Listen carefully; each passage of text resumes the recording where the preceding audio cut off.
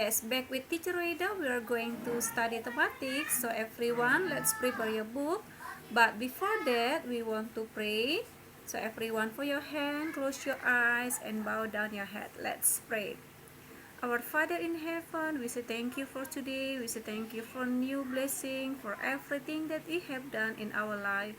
Father in heaven, we are going to study mathematics. Please help us to understand our lesson today well. Thank you, Lord. We surrender this time only to your hand. In Jesus Christ's name, we always pray to you. Amen.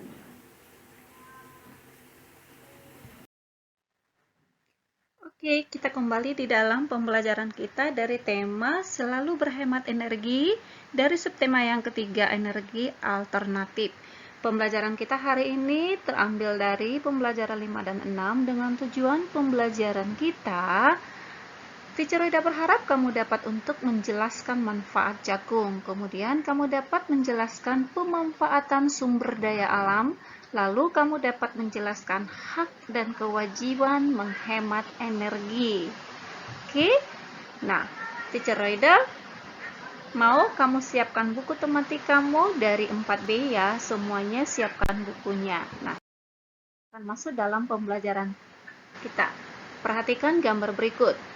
Oke, salah satu makanan pokok di beberapa daerah di Indonesia adalah jagung. Kamu suka makan jagung nggak? Pasti ya. Siapa yang suka pergi jalan ke Jembatan Barelang pasti pernah untuk membeli jagung bakar. Oke, ini adalah jagung bakar. Kemudian yang ini adalah sayur asam yang menggunakan jagung, dan yang ini adalah kesukaan kamu ketika kamu pergi ke bioskop, kamu bisa membelinya berondong jagung. Oke? Nah, hari ini kita akan mencari informasi tentang apa sih manfaat jagung itu. Oke, jagung merupakan salah satu sumber daya alam yang ada di negara kita, Indonesia. Oke, jagung merupakan jenis tanaman pangan yang menghasilkan karbohidrat. Jagung dapat dijadikan menjadi makanan pokok. Misalnya, di daerah Madura dan Maluku, jagung dijadikan sebagai makanan pokok. Oke, kemudian jagung dapat dijadikan juga, misalnya dijadikan untuk kerajinan tangan. Bisa digunakan dari kulit jagung. Wah, hebat ya, banyak manfaat dari jagung yang Tuhan ciptakan buat kita. Nah, karena itu, kita harus bersyukur. Nah, selain jagung, ada beberapa yang kita bisa pelajari makanan pokok yang ada di negara kita. Misalnya ya, kita perhatikan yang berikutnya. Oke, sumber daya alam yang ada di negara kita banyak ya. Misalnya sagu itu berada dari Papua. Oke, dari Maluku. Sagu dikonsumsi sebagai makanan pokok karena kedua wilayah kaya akan tanaman sagu, ya.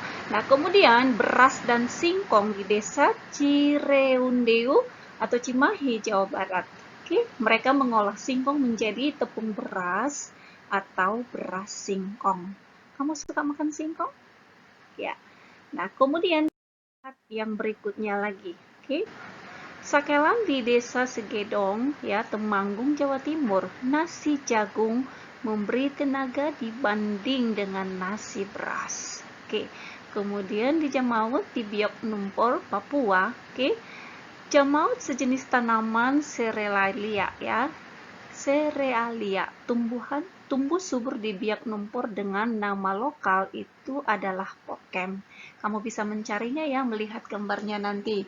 Oke, kemudian yang berikutnya adalah ubi jalar di suku Dani atau Jaya Wijaya, Papua.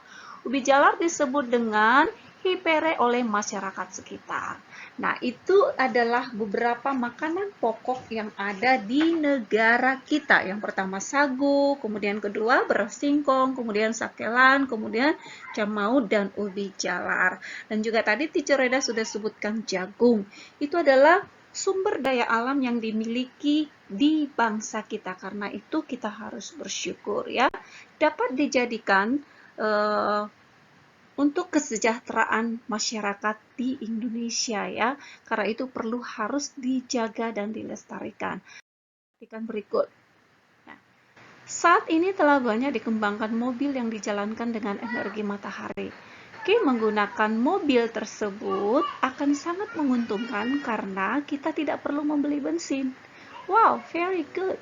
Hebat ya. Nah, kamu pernah nggak melihat motor yang tidak menggunakan bensin, tapi dia adalah mobil listrik?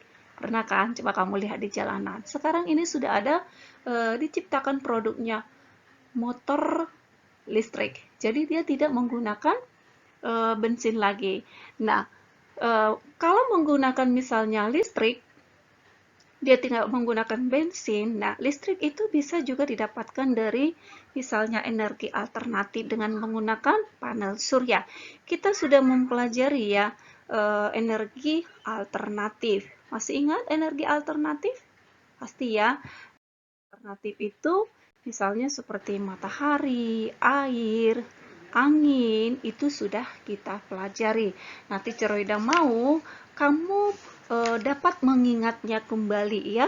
Nah, hari ini kita akan belajar kembali menjelaskan hak dan kewajiban untuk menghemat energi dalam kehidupan sehari-hari. Energi alternatif memanfaatkan sumber daya alam yang dapat diperbaharui. Oke, energi alternatif itu bersifat ramah lingkungan. Sebagian besar energi yang digunakan manusia, energi yang tidak dapat diperbaharui. Oke, sebagian besar yang kita gunakan misalnya listrik yang kita pakai di rumah masih banyak kita menggunakan energi yang tidak dapat diperbaharui, masih menggunakan bahan bakar fosil.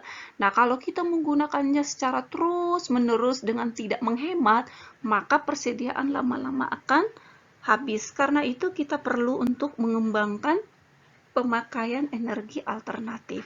Karena energi alternatif itu dia lebih dia manfaatnya bagi kita itu adalah ramah lingkungan ya, tidak tidak mendapatkan polusi udara ya. Nah, karena itu kita mau belajar apa sih hak dan kewajiban kamu untuk mendapatkan sumber energi dalam kehidupan sehari-hari. Misalnya air. Kamu berhak mendapatkan air. Oke, misalnya kamu gunakan untuk minum, untuk mandi, untuk ada banyak hal yang kamu lakukan. Namun ingat, kita memiliki kewajiban. Kita harus menjaga kebersihan mata air. Tidak membuang sampah ke sungai misalnya ya. Kemudian selain air, kita juga dapat berhak untuk mendapatkan udara. Oke, mendapatkan udara yang bersih. Nah, jika kamu berhak mendapatkan udara yang bersih, maka kamu memiliki kewajiban. Kewajiban misalnya membuang sampah pada tempatnya, tidak membuang sampah berserakan ya. Kemudian juga kamu bisa menggunakan sepeda untuk jarak yang dekat ya, sehingga kita dapat mengurangi polusi udara, tidak membakar sampah ya. Kemudian juga yang ketiga contohnya sumber energi listrik ya. Kita berhak mendapatkan penerangan listrik. Namun kita juga memiliki kewajiban, misalnya mematikan lampu jika ruangan sudah terang. Kemudian juga mematikan TV jika tidak ditonton lagi. Ada banyak hal yang harus kita lakukan.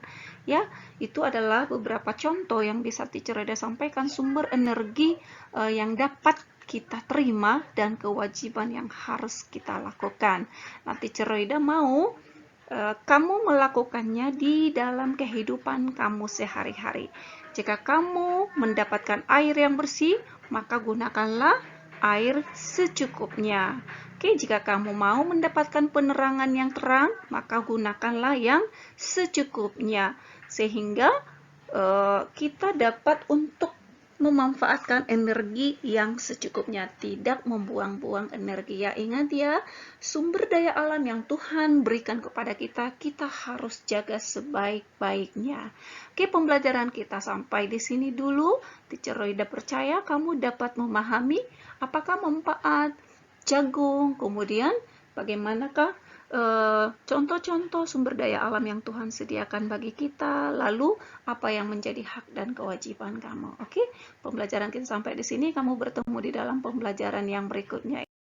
Thank you and God bless you all. Stay at home.